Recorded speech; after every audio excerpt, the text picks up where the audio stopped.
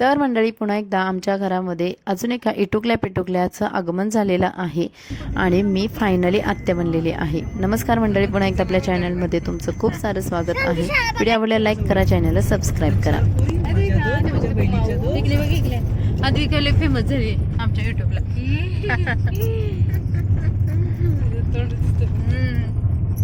Chicken दिसते का? मागच्या ब्लॉगमध्ये मी तुम्हाला माझ्या सासरच्या इकडचं देवदर्शनचं बाळाचं जे होतं ते दाखवलं होतं. तर आता आम्ही सासरवरून मी माहेरी निघालेली आहे. तर आता स्मितासुद्धा तिच्या सासरवरून माहेरीच निघालेली होती. तर जाता जाता तिनं पण मला पिकअप केलं आणि आम्ही इकडे माझ्या माहेरी पोचलो.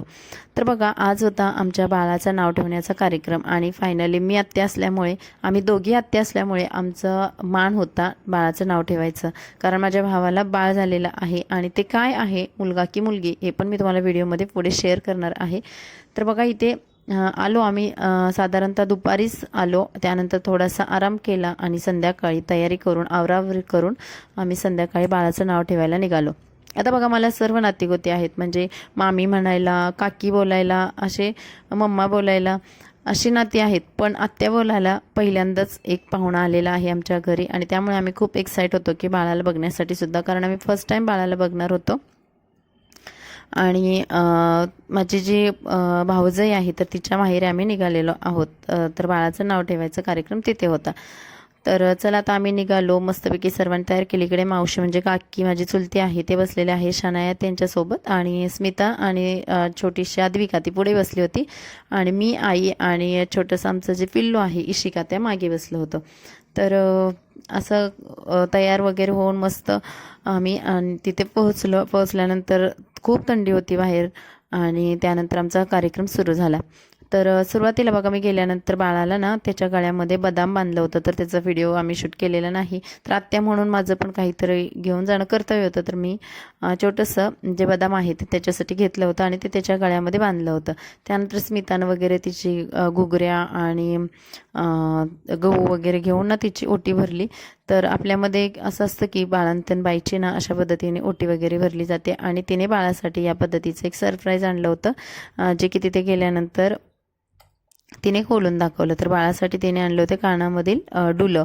तर माझ्या बाळाला सुद्धा म्हणजे इशिकाला सुद्धा स्मिताने हेच आणलं होतं आणि ते आम्हाला खूप आवडलेलं. याच पद्धतीचं अगदी तसंच थोडंसं नवीन डिझाईनमध्ये तिने या बाळासाठी सुद्धा आणलं होतं. बाळ मस्त झोपलं होतं बघा मांडीवरती तिच्या मम्मीच्या, आणि अजिबात त्याचा दंगा नव्हता. नाहीतर मग आपल्या बेबीचं जे नाव ठेवलं ते इशिकाचं, तर त्यावेळेस इशिका थोड्याफार प्रमाणात रडतच होती आणि त्यामुळे मला तिला घेऊन ते सगळं कार्यक्रम हँडल करावा लागत होता.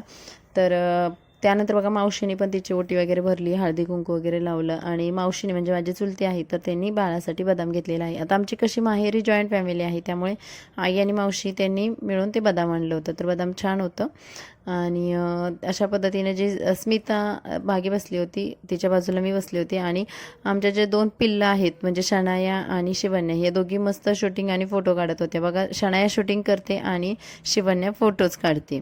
तर ते सर्व फोटो शिवण्याने ब्लर काढले होते, तो भाग वेगळा आहे, पण ती फोटो काढत होती, वेगवेगळ्या पोज देण्यासाठी सांगत होती. त्यानंतर तिथल्या पण काही बायका होत्या, त्यांनी सुद्धा तिची ओटी भरली उज्ज्वलाची आणि तिला हळदी कुंकू वगैरे लावलं.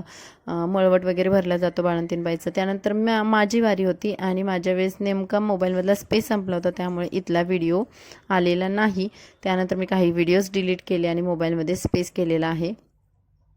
त्यानंतर बघा, हळदी कुंकू वगैरे लावली, मी पण तिची ओटी भरली. त्यानंतर आईनं वगैरे पण तिची ओटी भरलेली आहे. तर अशा जेवढ्या बायका वगैरे येतात तर त्या आपल्याकडे कसं नियमच आहे की बाळंतीण बाईची ओटी भरली जाते आणि त्यानंतर घागर पोजली जाते. आता घागर पण 4 ते 5 वेळा तिच्या डोक्यावरती ठेवली जाते आणि वेगवेगळ्या प्रकारे खारकीची घागर, खोबऱ्याची घागर, काताची घागर असं बोललं जातं. तर 5 वेळा ती घागर ठेवायची तिच्या डोक्यावरती आणि त्यानंतर विचारायचं की घागर कुणाची वगैरे. तर इशिकाच्या नावाच्या वेळेस पण आम्ही जो हा कार्यक्रम केला होता तर ते तुमच्यासोबत मी शेअर केलं होतं डिटेलमध्ये. एकच राहिले आता, एकच राहिले. एक राहिले जायफळाची गाजर कोणाची हो सांगा सांगा. शिकवण कुस्ती राणी कुणाची तुम्ही कुणी मी तू किंवा मी सांग कुस्ती राणी कुणाची मला विचारा. अगं मालकांचं नाव घे.